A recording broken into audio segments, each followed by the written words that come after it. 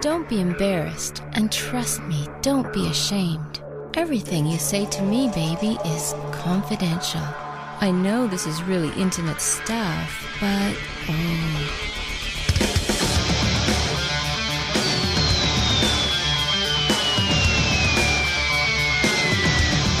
let's talk about debt.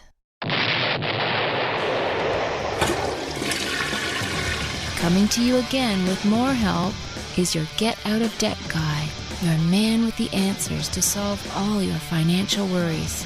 Your host and debt expert, Steve Rode. Hi, this is Steve Rode, your Get Out of Debt guy. I'm back again answering questions, and today I've got 3 questions to answer. Before I get to them, let me help you find me if you need help. If you have a question that you would like to ask me, please feel free to call my free automated helpline, and that number is 919-321-2378. 919-321-2378. You can also follow me on the site at getoutofdebt.org, or you can follow me on Twitter if you have additional questions. On Twitter, I'm Get Out of Debt Guy. But let's get right to it. Hey, buddy, you're listening to the Get Out of Debt radio show, and if you don't remember that this ain't legal or accounting advice, I'll have to hurt you. For real legal advice, find yourself a lawyer in your state. Got it?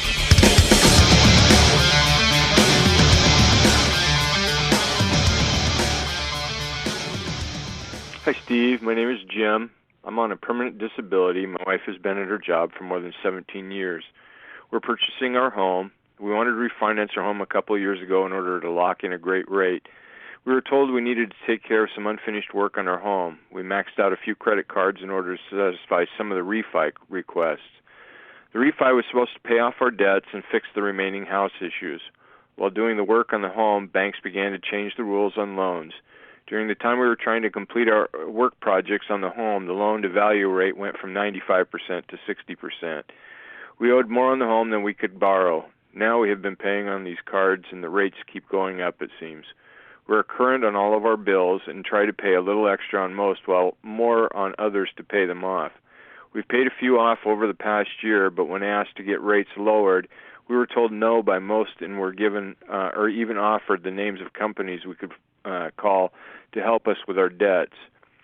My wife and I are in our 50s and would like to be out of debt before we turn 65 while still enjoying some life. At this rate, enjoying life is hard to do, and getting out of debt is almost impossible, with the rates being charged now anyway. P.S. We still need a new roof and some repairs done to our home after the hard winter this past year. We are stuck. We aren't falling behind, but we can't get ahead at all. My research is creating more questions than answers.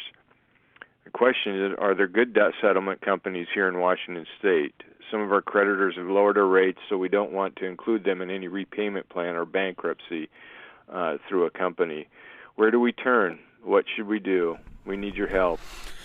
Hey, Jim, this is Steve. I've got your question. I listened to it. Actually, I listened to it a couple times. It presents a very interesting scenario. The issue is that you're looking for better interest rates, but on the other hand, you're looking for something that doesn't impact or injure or damage your credit in any way. The 2 solutions that you mentioned, debt settlement and bankruptcy, both will significantly impact your credit. The only one that may not or may impact it less is going to be a debt management plan. A debt management plan is when you contact a credit counseling company and ask to see if you can have your rates reduced. Now, you're looking for an interest rate reduction. In a credit counseling debt management program, you are most likely not going to get a payment reduction, but your interest rates may be closed. The flip side to that is that your cards that you include in the program will probably be closed also. So you won't be able to use them anymore, and they won't be there and available for you to help your credit report, to help bring your credit score up, to show that you have a long track record of a good credit history. So really, no matter what you do, there's going to be some sort of implications. The other option that you have is to repay your debt with your current interest rates, but using something called the debt snowball approach. In this approach, what you do is you would focus on paying off your smallest debts first and work up towards your biggest debts. And you would do it like this. You would prioritize your debts according to the balances. You would pay minimum payments on all your debts except for the one with the lowest balance. That one, you would pay the minimum payment plus whatever you can afford extra on top. This will knock out a bunch of your smaller debts first and allow you to have more money each month to concentrate on paying off the bigger debts. Using this approach, you can actually improve your credit report and improve your credit score and maintain your credit history so nothing's closed. That might be a good approach for you to start with first. And by following this approach, it should leave your credit open for you to do those necessary repairs, the new roof, etc., that you need. And I can certainly understand how your research can create more questions than answers. It's very confusing and difficult to figure out what the truth is out there, what people are saying about all these different programs. Many people say that debt settlement is the greatest thing since sliced bread, but in fact, it can often lead to you being sued and really, really trashing your credit. Bankruptcy, on the other hand, is talked about very negatively, but the reality is that it is the one legal tool that you have in the United States towards addressing a bad debt situation. And debt management, of course, is billed as a way for you to get one payment to consolidate your debts without getting a loan. Ultimately, what we need to do is make sure that your credit is your most important thing.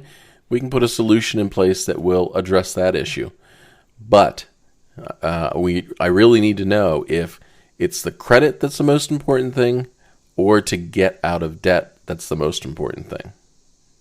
I hope all of this helps. I hope it clarifies a little bit for you. I think that the very first approach that you should take is the debt snowball, and then explore a debt management plan if you can easily afford your monthly minimum payments, and that might get your interest rates reduced. And if you can't afford that, then a bankruptcy, probably a Chapter 13 bankruptcy, is probably what you're looking at to eliminate your debts in a reasonable period of time and allow you to keep your house. Stand by. Steve is reloading the question launcher to fire off more help for another listener in trouble. Keep listening right here to the Get Out of Debt Show.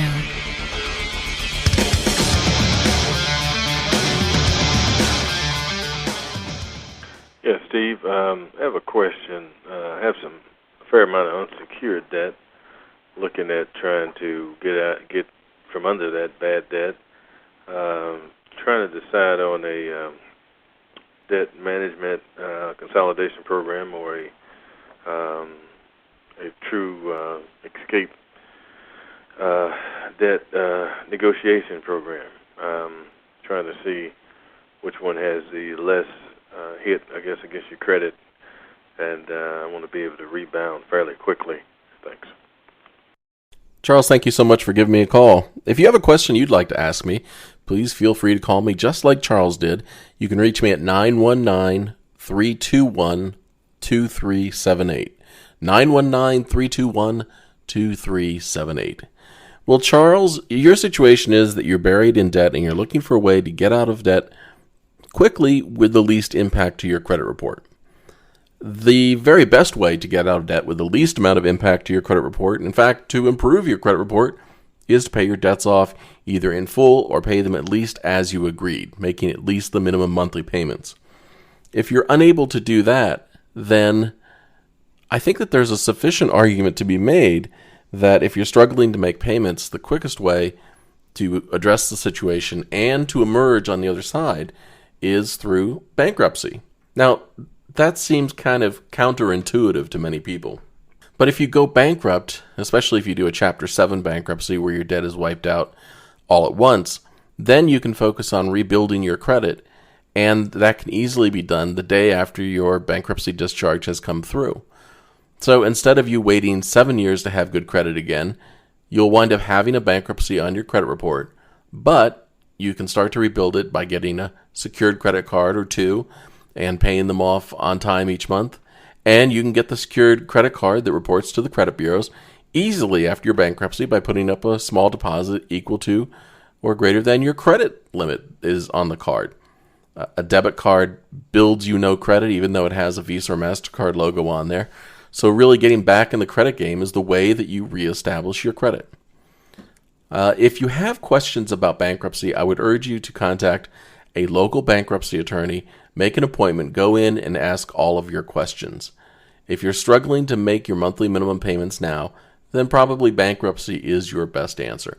Otherwise, think about talking to a credit counseling organization, a local debt management company who might be able to get you into a debt management plan and give you a monthly payment that is probably about the same that you're paying right now, although the interest rates may be lower. The disadvantage with that plan is that it's going to take you 5 or 6 years of monthly payments before you can ever be totally out of debt. Thank you so much for calling, and stand by. More questions coming right up. Stand by. Steve is reloading the question launcher to fire off more help for another listener in trouble. Keep listening right here to the Get Out of Debt Show.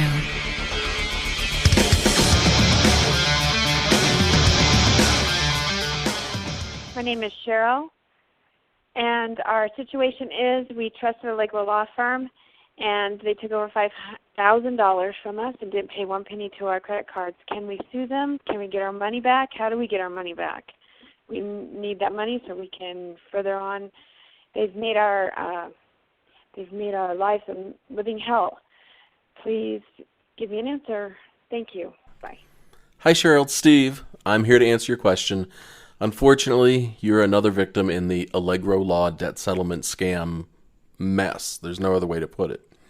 Allegro Law operated much like most debt settlement services do, where they charged a fee for settling your debts, and that fee was either front-loaded in a big amount that you paid up front, or it was gathered through the monthly payments that you made during the first year or so of the program.